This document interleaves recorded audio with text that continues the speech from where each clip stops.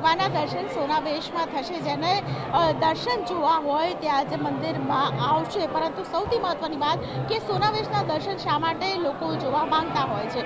સુખ, શાંતિ અને સમૃદ્ધિનું પ્રતીક. અને તેની સાથે સોનાવેશમાં જ્યારે ભગવાનના દર્શન થાય ત્યારે એવું માનવામાં આવે છે કે આખું વર્ષ છે ધન ધાન્યથી ખાસ કરીને દરેકના ઘર ભરાયેલા રહે છે. તે પ્રકારની માન્યતા વચ્ચે અહીં હૈયુંથી હૈયું દળાય તેટલી ભીડ પણ જોવા મળે છે. આંખે પાટા છે અને અલંકારો જ્યારે સોનાના હોય ત્યારે તે અદ્ભુત દ્રશ્ય જોવા માટે લોકો છે અહીં આવતા હોય છે. મનની નજરથી આજે ભગવાન સાથે લોકો વાતો કરતા હોય છે અને અનેક લોકોની મનોકામના પૂર્ણ થઈ હોય તેવા દાખલાઓ પણ લોકો આપતા હોય છે. આજના દિવસે ખાસ કરીને જે લોકો દર્શન કરવા માટે આવે છે તો વિશેષ પ્રકારે ધન્યતા અનુભવતા હોય છે.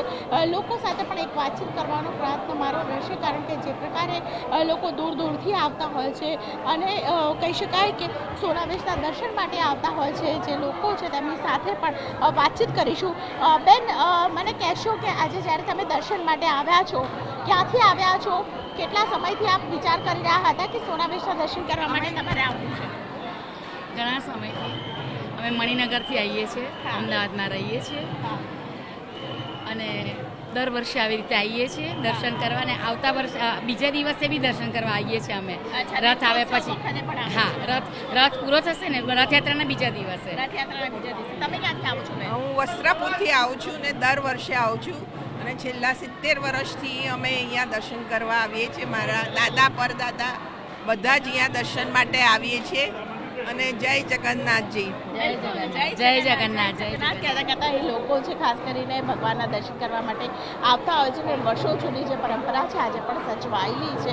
ઘણા લોકો આજના દિવસે વિશેષ પ્રકારે લોકો મગ આપતા હોય છે. એવું કહેવામાં આવે છે કે આગલા દિવસે મગ આપવામાં આવે અથવા નેત્રોત્સવના દિવસે મગ આપવામાં આવે તો તે મગનો પ્રસાદ છે તે ખાસ કરીને જ્યારે ભગવાન જગન્નાથ રથયાત્રામાં નીકળતા હોય તો તે મગ છે આગલા દિવસે પલાળી દેવામાં આવે. એટલે આજના દિવસે સાંજના દિવસે મગ પલાળી દેવામાં આવશે અને બીજા દિવસે જે ફણગાયેલા મગ હોય છે તે લોકોને પ્રસાદ સ્વરૂપે જ્યારે જગન્નાથની યાત્રા નીકળતી હોય, રસ્તામાં 18 કિલોમીટરનો રૂટ છે તો તે રૂટ દરમિયાન ખાસ કરીને એ મગનો પ્રસાદ છે તે આપવામાં આવતો હોય છે. અને એ મગ જે ઘરેથી નીકળેલા મગ જે અહીં પ્રસાદ સ્વરૂપે સાફ કરીને તેને પલાળી દેવામાં આવે ને ત્યારબાદ લોકો સુધી પહોંચે તો એવું કહેવાય છે કે જગન્નાથની રથયાત્રામાં પ્રસાદ તમારા ઘરનો ગયો હોય, મગ છે તમારા ઘરના ગયા હોય ત્યારે પણ ધંધાને ખૂટતા નથી અને તે પરંપરા આજે પણ યથાવત છે. દર્શન છે સૌપ્રથમ તો આપને એ દ્રશ્યો બતાવી દઉં કે આજે સોનાવેશના દર્શન માટે જ્યારે લોકો આવતા હોય ત્યારે ભગવાનના જે મુગટ છે, આ મુગટ પણ જુઓ તો અહીં સોનાના મુગટ છે તે જોવા મળી રહ્યા છે. ભગવાનના તમામ અલંકારો છે